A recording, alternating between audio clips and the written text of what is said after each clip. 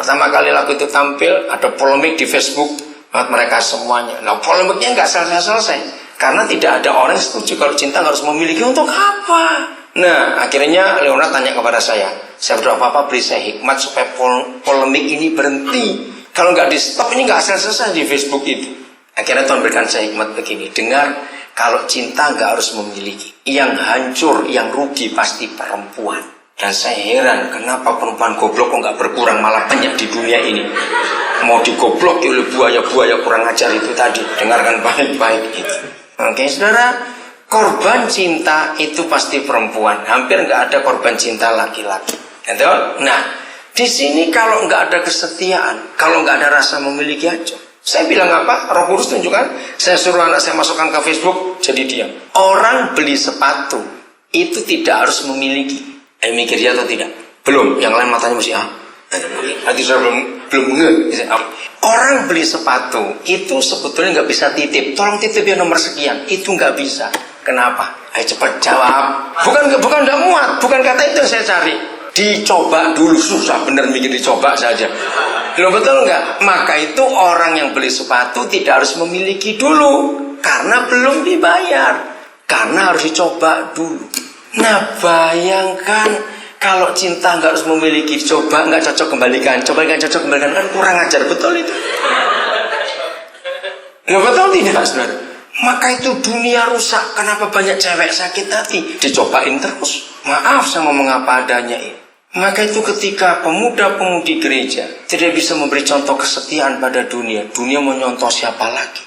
Katakan amin. Dunia mau contoh siapa lagi? Ketika dunia kita diisi dengan kawin cerai seenaknya, program TV yang paling murah itu gosip. Itu nggak perlu bayar banyak-banyak itu. Tapi itu yang paling laris di Indonesia, gosip. Begitu kalau secara anak muda Kristen hobimu nonton gosip, engkau mau belajar cerai, ngapain nonton bareng begitu? Nah, ketika generasi muda disodori, dicekoki, disuguhi soal berita kawin cerai yang terjadi, kalau gereja tidak bisa memberi contoh kesetiaan, kepada siapa lagi dunia akan menyontoh? Betul tidak? Maka itu jaga diri. Suami istri, mari kita belajar setia. Merpati saja bisa, masa kita kalah dengan merpati?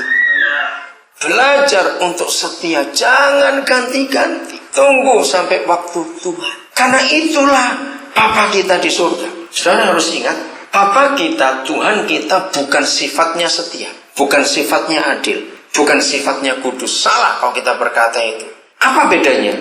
Dia itu setia, dia itu adil, dia itu kudus.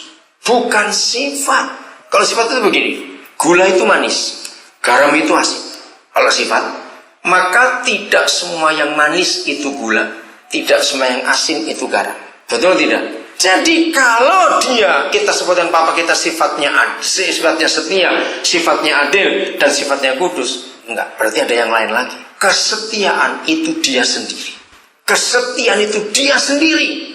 Tolong salah seorang sedang baca Keluaran 34 ayat 14. Mengapa Papa kita salah satu namanya itu jelek betul? Saya itu pertama kali belajar tentang nama Papa di ayat ini, saya itu nggak bisa mikir kok bisa nama sejelek ini, tapi dia bangga lagi. Keluaran 34 ayat yang ke-14. Silakan salah seorang membaca dengan suara yang kuat. Sebab janganlah engkau sujud menyembah kepada Allah lain, karena Tuhan yang namanya cemburuan adalah Allah yang cemburu. Yahweh yang namanya cemburuan adalah Tuhan yang cemburu. C-nya huruf besar, saudara. Ayo, segila-gilanya orang tua ada murid nama anak. Siapa namamu? Namamu cemburu. Ya. Itu nama jelek sekali. Tapi Papa kita namanya cemburuan. Nama lu saudara ini. Mengapa dia menamakan diri aku ini namaku itu cemburuan? Karena dia setia. Catat ini baik. Dia itu setia. Beda dengan cemburuan yang dimiliki manusia. Manusia cemburu bukan karena setia, karena egois. Nah, itu bedanya Bapak kita dengan cemburuan kita. Tidak ada cemburuan kita itu cemburuan kudus, itu enggak ada. Kita cemburuan karena kita takut kehilangan, karena kita takut disakiti. Kalau Bapak kita tidak. Dia cemburu artinya aku ini setia. Jangan kamu sujud menyembah yang lain. Bukan dia egois. Bagaimana hubungan ini? Suami istri, hubungan kita berdua itu menggambarkan hubungan Bapa di surga di dunia ini. Soal kesetiaan itu tadi. Jangan ada pengkhianatan di antara kita semua. Jangan ada sekali-kali. Efesus pasal yang keempat, ayat yang ke-25. Bagi kita yang sudah menikah, ayat ini mutlak kita pegang serius sekali. Bagi yang belum menikah, belajar. Suatu hari kalian akan jadi suami istri yang benar di hadapan Tuhan. Efesus pasal yang keempat, ayat 25. Efesus 4, ayat yang ke-25. Karena itu buanglah apa? Dusta. Dan berkatalah benar seorang kepada yang lain. Karena kita adalah sesama anggota. Bagi saudara yang belum tahu teori ini, biarlah miliki. Semua ayat yang ada kata sesama anggota tubuh yang sejenis itu, temukan itu pasti untuk suami istri. Itu pasti. Nah, di dalam firman ini kesetiaan itu dilihat. Bahkan di ayat ini ada kekudusan juga. Saudara yang belum menikah sulit untuk mengerti ini, tapi kalian akan tahu. Maka itu siapkan diri baik-baik.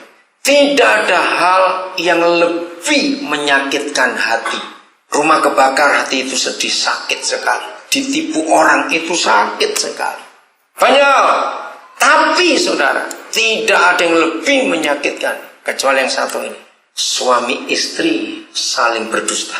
Renungkan itu baik. Jadi suami istri jangan ada dusta dalam hidup kita berdua. Begitu suami istri saling mendustai, lukanya itu dalam sekali. Dengarkan pria-pria, kau harus belajar. Perempuan dan laki itu beda sekali dalam hal kesembuhan. Ya, dengarkan. Seorang laki, saya ambil contoh. Hatinya tergores. Ya, dengan satu goresan. Mungkin 3 hari sudah sembuh. Tapi perempuan dengan goresan yang sama dialami laki-laki, belum tentu 3 tahun bisa sembuh. Dengarkan laki-laki, ini konsep penting dalam kehidupan. Maka itu kenapa banyak istri nggak bisa percaya suaminya. Dengarkan istri, belajar untuk mengampuni suami. Karena begitu istri tidak mengampuni suami, selalu curiga. Setan akan masuk di rumah tangga saudara. Nah, setan itu sangat kurang ajar saudara. Laki-laki itu makhluk yang paling sombong sedunia. Catat itu betul-betul lagi. Nggak ada makhluk lebih sombong daripada laki-laki. Istri, dengarkan. Kalau engkau mencurigai suamimu terus, dia nggak akan tahan. Saudara, ada satu naluri yang indah. Saya berikan pertanyaan ini. Menurut saudara, segoblok-gobloknya seorang, saya berkata seorang ya, ini nggak bicara lagi perempuan lagi, khusus hal ini. Segoblok-gobloknya, sebodoh-bodohnya seseorang, dicurigai itu rasa tidak orang goblok ini? Coba jawab, rasa tidak? Rasa. Yang bodoh aja rasa, apalagi yang pintar. Istri, dengarkan. Kalau suamimu nggak buat apa-apa, tapi kamu curiga terus. Ada temanmu SMS misalnya, tadi saya lihat suamimu begini-begini. Itu kan orang SMS. Apalagi banyak SMS gratis. Buatlah sebanyak-banyaknya. Nah, bodoh sekali. Kalau ada orang termakan oleh SMS, bodoh sekali. Jadi saudara, jangan engkau istri mencurigai. Suami, lama-lama kan rasa juga. Kenapa kamu curiga? Wah, laki-laki itu makhluk yang paling sombong. Dicurigai, dia nggak berbuat itu. Biasanya laki yang berkata, udah aku buat aja sekalian. Toh kamu sudah percaya kok. Nah, maka rusaklah pernikahan itu. Jadi jaga hubungan ini. Kapan suami istri ada dusta? Kalau kita kembali ke Efesus 4:25, suami istri ada dusta. Ini kalau pakai istilah bahasa Indonesia akan nyambung. Pasti ketika ada dosa. Renungkan itu. Betul tidak? Kenapa kita harus berdusta pada pasangan kita? Mana kesetiaan itu? Kalau ada dosa, pasti ada dusta. Kalau nggak ada dosa, ngapain kita berdusta? Maka itu kesetiaan itu akan terpakai di semua segi kehidupan kita. Katakan amin. Setia. Di dalam kesetiaan saudara, itu pasti muncul trust. Nah, sampai hari ini saya itu sulit menemukan kata trust dalam bahasa Indonesia. Karena belum ada yang tepat. Indonesia bicara kepercayaan. Lah, rancu dengan kata percaya, believe. Dalam bahasa Inggris antara belief dengan trust itu beda jauh saudara. Belief itu dangkal sekali. Trust itu dalam. Bisa rasakan itu bedanya. Nah, belajarlah. Papa di surga terhadap kita, dia itu cuma belief atau dia trust kepada kita? Dia itu berani mempercayakan apa saja. Coba salah satu ayat yang saudara baca. Lukas 12 ayat 32. Kalau saya mau baca ayat itu, saya tuh kagum kepada Bapa di surga. Cepat, salah seorang baca. Lukas 12 ayat 32.